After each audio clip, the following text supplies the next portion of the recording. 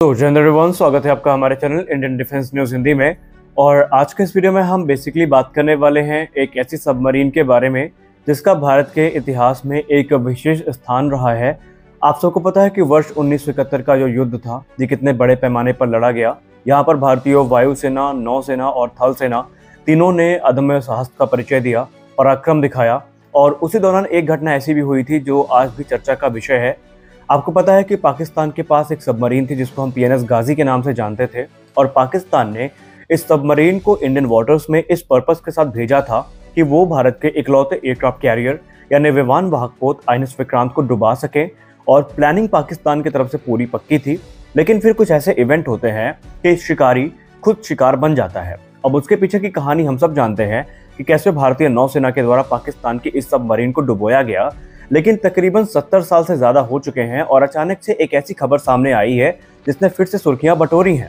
भारतीय नौसेना के हाथ PNS गाजी को लेकर के कुछ ऐसी चीजें सामने आई हैं, हाथ लगी हैं, जिन्होंने काफी ज्यादा चर्चाओं को बढ़ा दिया है। तो आज के इस वीडियो में हम जानेंगे कि क्या वाकई भारतीय नौसेना को PNS गाजी मिल चुकी है और अब भारतीय नौसेना इसका क्या करेगी। तो आज के इस वीडियो में हम इसी को डिस्कस करेंगे। तो चलिए शुरू करते हैं आज का अपना ये वीडियो।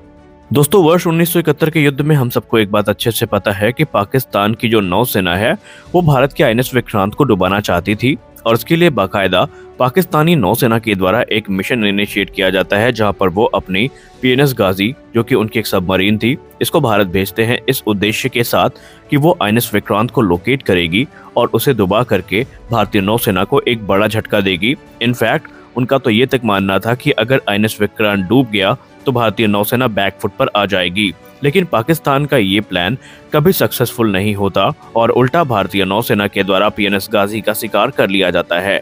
लेकिन तकरीबन इस घटना के 43 साल बाद एक ऐसी खबर सामने आई है जिसने सबको चौंका दिया है, और एक बार फिर से जो उत्सुकताएं हैं वो चरम पर हैं। दरअसल मीडिया रिपोर्ट्स में ये कहा जा रहा है कि भारतीय नौसेना के द्वारा PNS गाजी के रेकेज को डिटेक्ट किया जा चुका है, जो कि 93 सोल्स के साथ डूबी थी। यानी उस घटना के दौरान उसमें 93 जो सैनिक थे वो मौजूद थे और उनके साथ PNS गाजी डूब गई थी। तो यहाँ पर अब लोगों के मन में सवाल ये है कि क्या डिटेक्ट किए जाने के बाद भारतीय नौसेना जो है वो इस सबमरीन को वापस लेकर के आएगी? क्या अब PNS गाजी के राज खुलने वाले हैं? तो आइए आज के इस वीडियो में हम इसी विषय पर चर्चा करते हैं।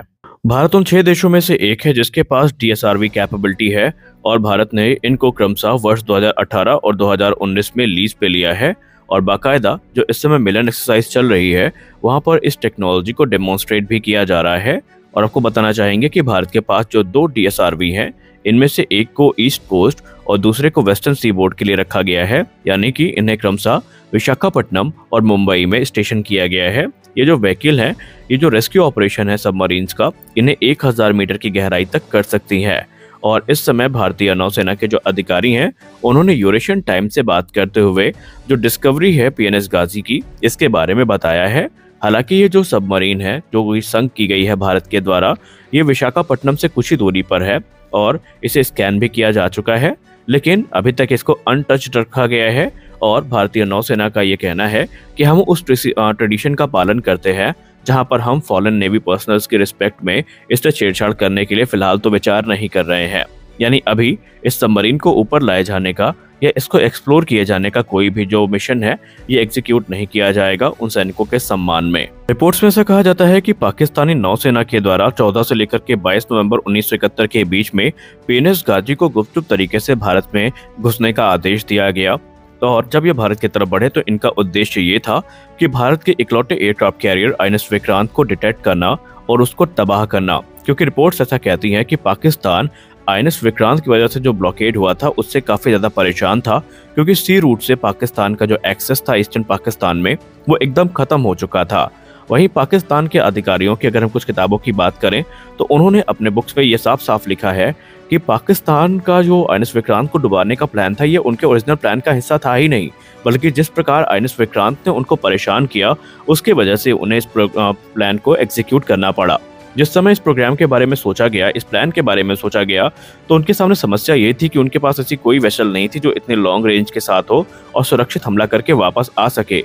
और यही कारण था कि PNS गाजी को इसके लिए सेलेक्ट किया गया, क्योंकि ये जो शिप थी, ये जो सबमरीन थी, ये साइलेंटली भारत के वाटर्स में जा सकती थी INS विक्रांत को डिटेक्ट करके इनको निशाना बना सकती थी और वापस भी आ सकती थी। और रिपोर्ट के हिसाब से जब 14 से लेकर के 22 नवंबर के बीच में इस सबमरीन को भेजा गया, तो उस समय ये सोचा गया था कि ये अपने मिशन को एग्जीक्यूट करके अगले कुछ दिनों में वापस भी आ जाएगी, लेकिन वो चीज़ कभी नहीं होती है, क्योंकि भारत के द्वारा इस सबमरीन को डिटेक्ट कर लिया जाता है और इसको डिस्ट्रॉय कर दिया जाता है, जिसमें पाकिस्तान के 90 से ज़्यादा जो नौसैनिक थे वो मारे जाते हैं। लेकिन फाइनली भारतीय नौसेना के द्वारा इसको डिटेक्ट कर लिया गया है और हम आशा करते हैं कि आगे चल के इसको लेकर के जो एडिशनल इन्फॉर्मेशन है वो हमें देखने को मिल जाएगी।